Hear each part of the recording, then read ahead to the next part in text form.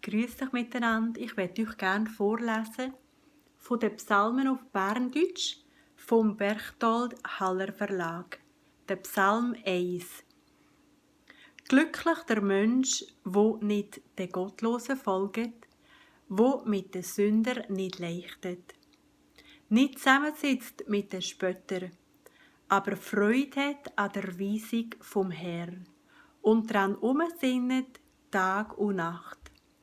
Er gleicht den Bäumen, wo den Bächen anstehen, wo Früchte überkommen, wenn es Zeit dafür ist, und ihr Laub dauert nie ab. Alles, was er macht, geratet ihm gut. Der Gottlose geht's nicht so.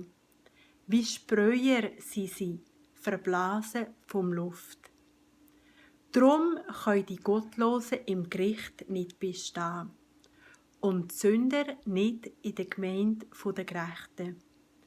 Der Herr kennt den Weg der Gerechten, aber der Weg der Gottlosen verliert sich im Abgrund.